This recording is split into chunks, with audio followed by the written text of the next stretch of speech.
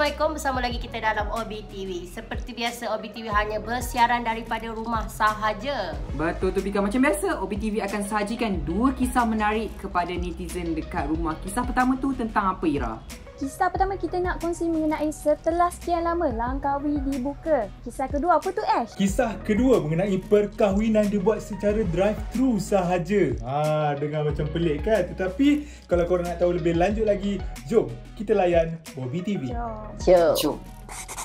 Okey guys, untuk berita pertama minggu ni kita nak kongsikan berita gembira kepada netizen, di mana Pulau Langkawi telah dibuka kepada umum bermula 16 September yang lalu. Difahamkan Pulau Langkawi merupakan pulau terawal dibuka kepada para pelancong.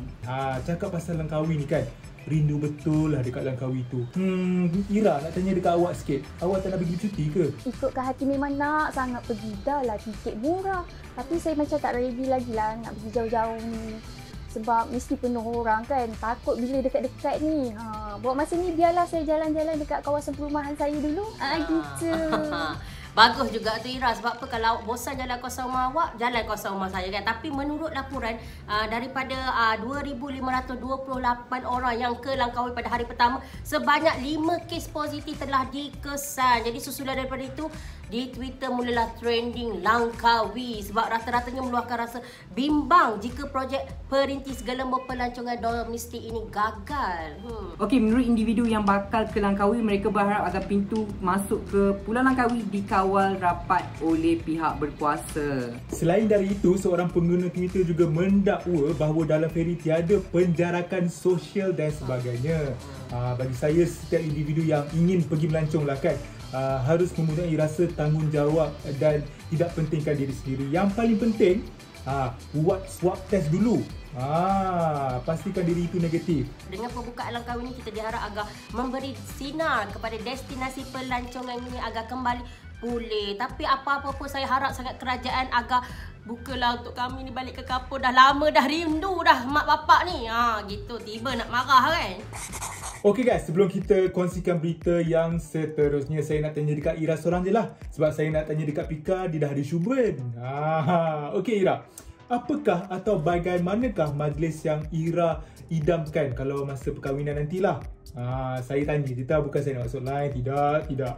Saya tak ready lagi lah soalan tu.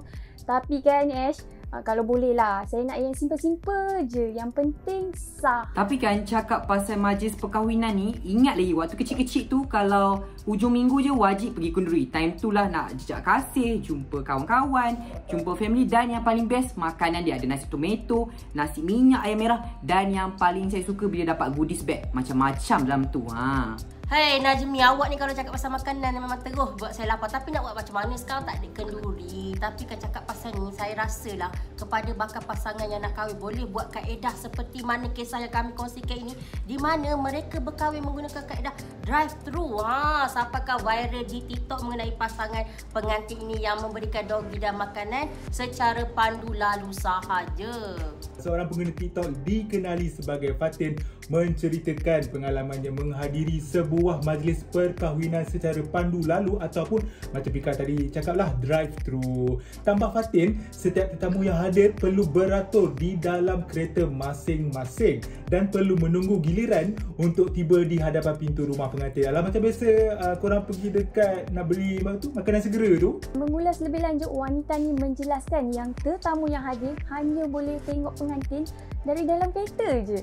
Dan boleh berikan ucapan kepada pengantin menerusi tingkap kereta sahaja.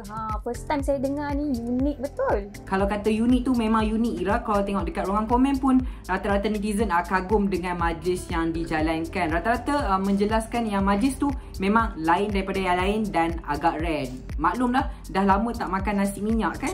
Okey, itu saja OBTV untuk minggu ini. Untuk membaca artikel-artikel menarik, jangan lupa layari www.obulan.com. Dan jangan lupa juga untuk subscribe YouTube Obulan Official kami, kerana subscribe itu adalah percuma sahaja. Dan seperti biasa, OBTV akan bersiaran setiap Jumaat, Sabtu dan Ahad pada jam 6.55 petang hanya di TV9. Saya Ash Nordin. Saya Najmi Suhaimi. Saya Ira Zahira. Saya Syafiqah Suhaimi. Sampai berjumpa lagi. Bye-bye. Bye. Cuando saya action, cuando terus saya cakap.